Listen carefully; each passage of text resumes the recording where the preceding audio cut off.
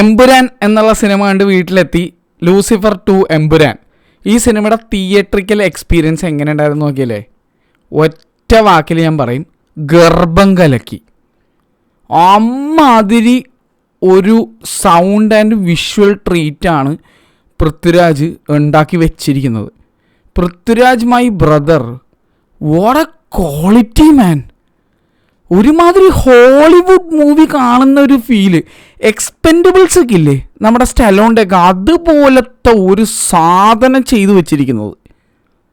അതുപോലത്തെ ഒരു സാധനം.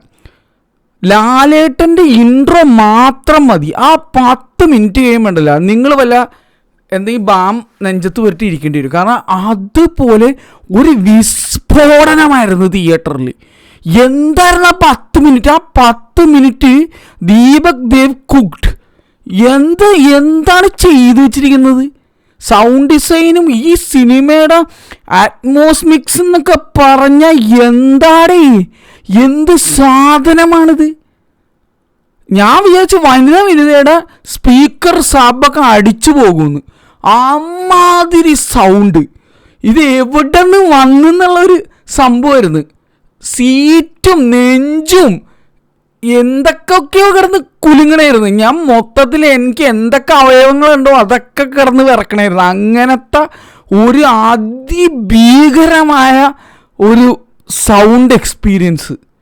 പിന്നെ സുജിത് വാസുദേവ് ചേട്ടൻ്റെ ഫ്രെയിംസ്, എൻ്റെ മോനെ, ട്രൂലി ഇൻ്റർനാഷണൽ.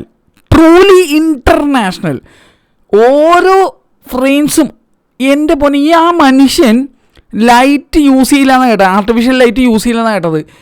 എന്ത് ഫ്രെയിംസാണ് എടുത്ത് വെച്ചിരിക്കുന്നത്! ഓ മൈ ഗോഡ്, ഒരു രക്ഷയില്ലാത്ത ഫ്രെയിംസ്. ഒരു രക്ഷയില്ലാന്ന് പറഞ്ഞാൽ അമ്മാതിരി ഫ്രെയിംസ്. ഈ cinema is pure craft, pure skill. അതാണ് ഈ സിനിമ.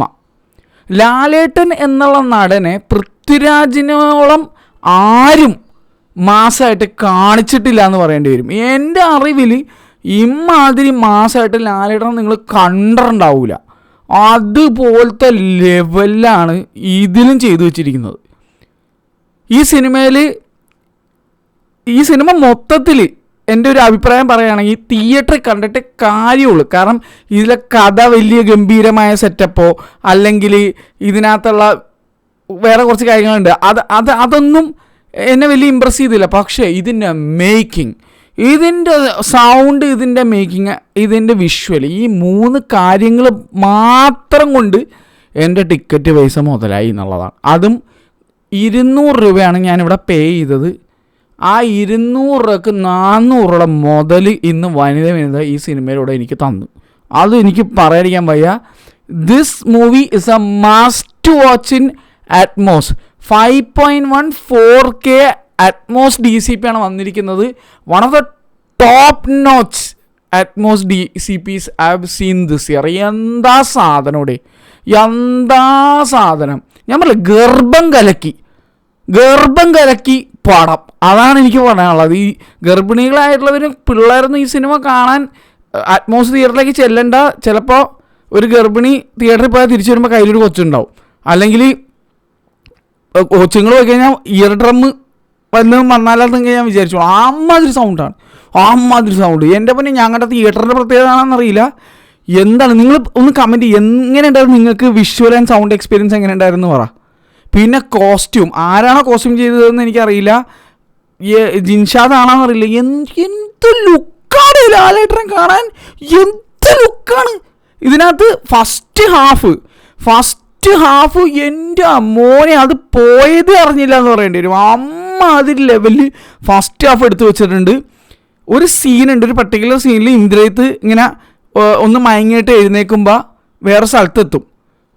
എൻ്റെ മോനെ, ആ ഫുൾ സീക്വൻസ്, ആ ഹോൾ തിങ് അത് എടുത്ത് വെച്ചിരിക്കുകയാണല്ലോ. പിന്നെ അതുപോലെ പൃഥ്വിരാജ് സെലക്ട് ചെയ്തിരിക്കുന്ന ലൊക്കേഷൻ വേൾഡ് വൈഡ് ചെന്ന് എടുത്തിരിക്കുന്നത്, എൻ്റെ പൊന്നു ആൻ്റണി പെരുമ്പാവൂർ, ഒരുപാട് നന്ദിയുണ്ട് എൻ്റെ ചേട്ടാ ഇതുപോലുള്ള പ്രാന്തുകൾക്ക് കൂട്ടു നിൽക്കുന്നതിന്. കാരണം നിങ്ങൾ കൊടുത്ത പൈസ ഒരു വേസ്റ്റ് ചെയ്യാതെ അത് സ്ക്രീനിൽ കാണിച്ചിട്ടുണ്ട്.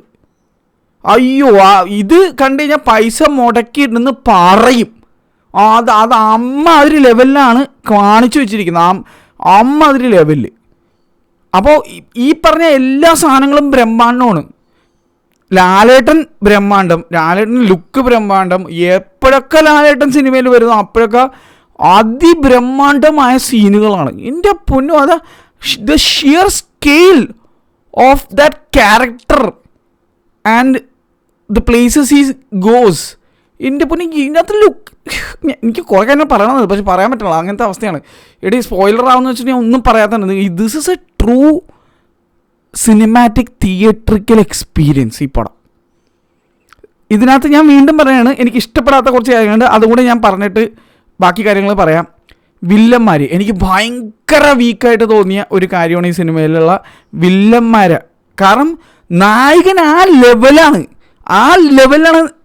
ലാലേട്ടൻ കാണിച്ചത്. അപ്പോൾ അതിനെ വെല്ലുന്നൊരു വില്ലൻ വരുന്നുണ്ട് ഇതിനകത്ത്.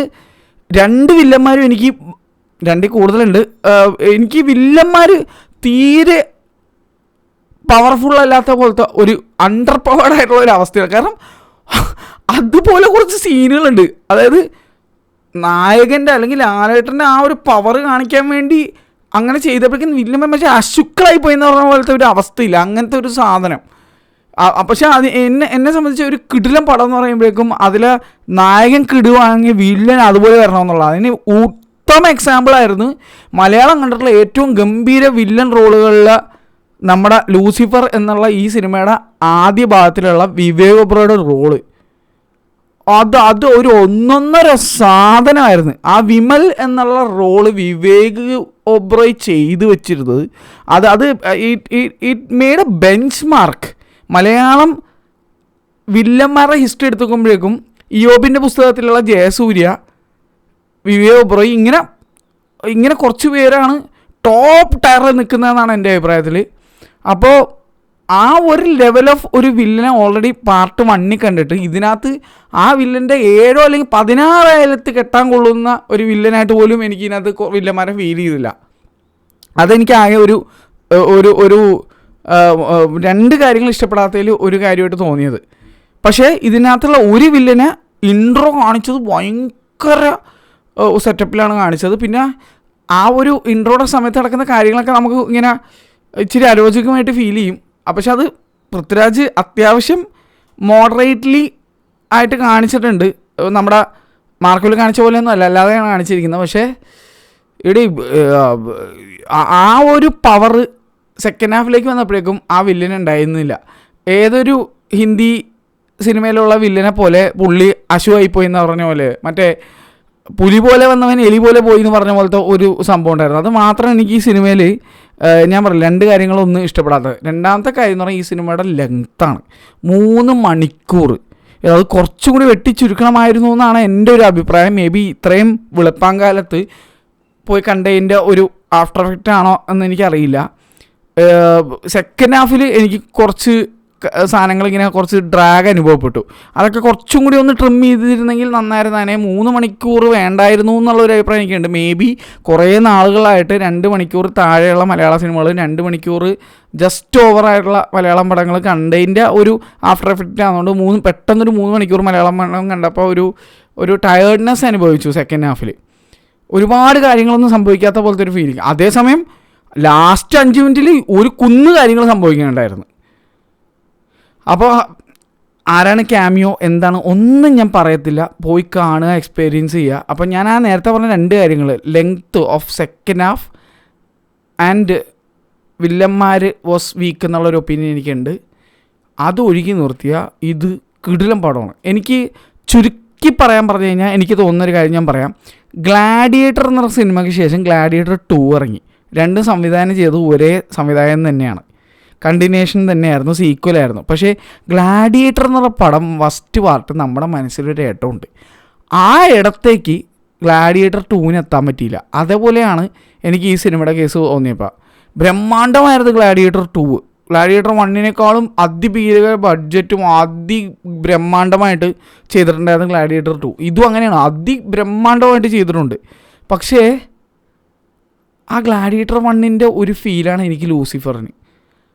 അതേസമയം ഗ്ലാഡിയേറ്റർ 2-ൻ്റെ ഫീലാണ് എനിക്ക് എമ്പുരാൻ കണ്ടപ്പോൾ. ഇൻഡിവിജ്വലി നോക്കിയാൽ കിടിലൻ പടമാണ്. പക്ഷേ ലൂസിഫർ എന്നുള്ള പടത്തിന് എൻ്റെ ഹൃദയത്തിലും മനസ്സിലൊരു സ്ഥാനമുണ്ട്. ആ സ്ഥാനത്തിലേക്ക് എമ്പുരാന് വരാൻ പറ്റിയില്ല എന്നുള്ള ഒരു കാര്യം ഞാൻ തുറന്നു പറയുന്നു. പക്ഷേ ഇത് മസ്റ്റ് വാച്ച് ഇൻ തിയേറ്റർ. അത് ഞാൻ പറയും, മസ്റ്റ് വാച്ച് ഇൻ തിയേറ്റർ. അത് അറ്റ്മോസ് തിയേറ്റർ. ഏതെങ്കിലും ആപ്പൂപ്പ് തിയേറ്ററിൽ നിന്ന് പോകണ്ടോ ഈ സിനിമയ്ക്ക് തല വെച്ച് കൊടുക്കരുത്. നല്ലൊരു തിയേറ്ററിൽ തന്നെ ഈ സിനിമ കാണണമെന്നാണ് എൻ്റെ വിനീതമായ അഭിപ്രായം. നിങ്ങൾ 4K ലേസർ വിത്ത് ഡോൾബി അറ്റ്മോസിക് കുറഞ്ഞ ഒരു തിയേറ്ററിൽ ഇത് കാണാൻ നിൽക്കരുത്. ഇന്ന് ഇത് കണ്ടപ്പോൾ എനിക്കൊരു കാര്യം മനസ്സിലായി. ഇതിൻ്റെ അറ്റ്മോസ് മിക്സ്, എൻ്റെ മോനെ, ഈ cinema is made for Atmos. അപ്പോൾ നിങ്ങൾ അറ്റ്മോസിൽ തന്നെ ഇത് കാണാമെന്ന് പറയും. ആദ്യം പൈസ ആവില്ലാതാവുമ്പോൾ 200-250 രൂപ താഴെ നിൽക്കുകയും ചെയ്യും. ഗംഭീരമായ ഒരു വിഷ്വൽ ആൻഡ് ഓഡിയോ അനുഭവം നിങ്ങൾക്ക് കിട്ടും. നിങ്ങൾ വേണമെങ്കിൽ ഒരു ഐസും കട്ടായിട്ട് പോക്കോ. കാരണം കുറച്ച് കഴിയുമ്പോൾ നെഞ്ചുവേദന എടുത്തിട്ട് അതിങ്ങനെ നെഞ്ചത്ത് വെക്കാം. അമ്മാതിരി സൗണ്ട് എഫക്റ്റ്. പിന്നെ പോസിറ്റീവ് വേണ്ട ഞാൻ പറയണത്, അത് അത്ര അതിഭീകരമായിരുന്നു. അതുകൊണ്ട് പറഞ്ഞു ഇതുപോലെ ഒരു ഘടാഘടിയും സൗണ്ട് എഫക്റ്റായിട്ടൊരു പടം ഇതിനു മുന്നേ കണ്ടത് KGF 2 ആയിരിക്കും. അതിങ്ങനെ പൊട്ടി തെറിച്ചെന്നൊക്കെ പറയൂലേ, ആ സ്പീക്കറൊക്കെ ഇപ്പോൾ പോകുമോ. കങ്കു ഉണ്ടായിരുന്നു, പക്ഷെ അത് അരോചകം. ഞാൻ പറഞ്ഞ ഇത് ആസ്വദിക്കാൻ പറ്റുന്നതാണ് ഞാൻ പറയണത്. എൻ്റെ പൊന്നോ, ഇനി എനിക്കൊന്ന് കുളിച്ച് എന്താ പറയണത്, എന്താണ് ഞാൻ ആ സൗണ്ടൊക്കെ എടുത്ത് തളർന്നു എന്ന് പറഞ്ഞു പറയേണ്ടി വരും. അങ്ങനത്തെ ഇതാണ്. എന്തായാലും പൃഥ്വിരാജ്, മുരളി ഗോപി, ലാലേട്ടൻ, യു ഡെലിവേർഡ്. അതാണ് സത്യം. You guys delivered. Prithviraj my brother, what a making man, what a making. നമിച്ച് how did you pull this off, how did you? നിങ്ങളുടെ മനസ്സിൽ കൂടെ പോയ സ്ട്രെസ്സ് ഇതെങ്ങനെ പുൾ ഓഫ് ചെയ്തില്ലേ നിങ്ങൾ? The whole team of Prithviraj interview പറയുന്നുണ്ടായിരുന്നു, my team was the best team I can ever get. ശരിയാണടി, ഞാൻ സമ്മതിച്ചു തരാം. കാരണം അമ്മാതിരി ഔട്ടാണ് അവർ നിങ്ങൾക്ക് തന്നിരിക്കുന്നത്. ലാലേട്ട, you should be grateful for such a wonderful movie. കാരണം Prithviraj knows to bring the best in you. ഇങ്ങനെ വേറെ ഒരു സംവിധായകനും ലാലേട്ടനെ കാണിച്ചിട്ടുണ്ടാവില്ല. അപ്പോൾ അമ്മാതിരി സാധനം. അത് അബ്രാം ഖുറേഷി എന്നുള്ള ആ ക്യാരക്ടറിനെ ഇതിനകത്ത് പോർട്രേ ചെയ്തിരിക്കുന്ന രീതിയുടെ ഞാൻ ഇനി വേറെ ഒന്നും പറയണം. പോയി കണ്ടു, അത്രേ ഉള്ളൂ. വേറെ ഒന്നും പറയാനില്ല. മസ്റ്റ് വാച്ചാണ്, മസ്റ്റ് വാച്ച്. ഞാൻ ഈ മസ്റ്റ് വാച്ച് എന്ന് പറഞ്ഞത് മൂവിയുടെ കഥയ്ക്കോ വില്ലന്മാരുടെ സെറ്റപ്പിനോ ഇതൊന്നും വെച്ചിട്ടല്ല ഞാൻ പറയണത്. വേറെ ലെവൽ ട്വിസ്റ്റോ ഒന്നും വെച്ചിട്ടല്ല ഞാൻ പറയണത്. ക്യാരക്ടർ ആർക്കൊക്കെ ഉണ്ട് ഒരുപാട് പേർക്ക്. പറയാൻ വിട്ടൊരു ആളുണ്ട്, മഞ്ജു വാര്യർ. ഒരുപാട് പേര് ഇതിനകത്ത് അഭിനയിച്ച് ഇങ്ങനെ പോകുന്നുണ്ട്. എല്ലാവരും വൃത്തിക്ക് ചെയ്തിട്ടുണ്ട്. പക്ഷെ Manju Warrier, not this name, ഇതിൽ Priyadarshini Ramdas had a great arc and she delivered. അതായത് മഞ്ജു വാര്യറിൻ്റെ ഞാൻ ചില കാര്യം പറയണമെന്നില്ല, ഞാനത് പറഞ്ഞു കഴിഞ്ഞാലേ നിങ്ങളുടെ ഒരു രസം പോകും. അതുകൊണ്ട് ഞാനൊന്നും പറയാൻ നിൽക്കണില്ല. ടിക്കറ്റ് ബുക്ക് ചെയ്ത് തന്നെ എനിക്കറിയാം. പോയി കണ്ടു നോക്കടേ, എന്നിട്ട് നിങ്ങളെ അഭിപ്രായം പറ. എനിക്കറിയാം കുറേമാർക്ക് ഇപ്പോൾ കുരു പൊട്ടും, നല്ല അസലായിട്ട് കുരു പൊട്ടിയിട്ട് വന്നിട്ട് ഡിഗ്രേഡ് ചെയ്യാൻ നോക്കും.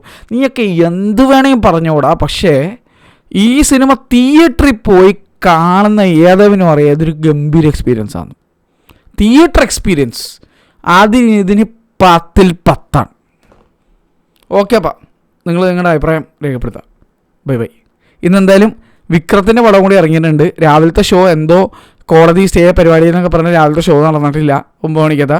അപ്പോൾ ഉച്ചയ്ക്ക് ശേഷമുള്ള ഷോയ്ക്ക് ഞാൻ പോകുന്നത് വീരധീര സൂര്യൻ.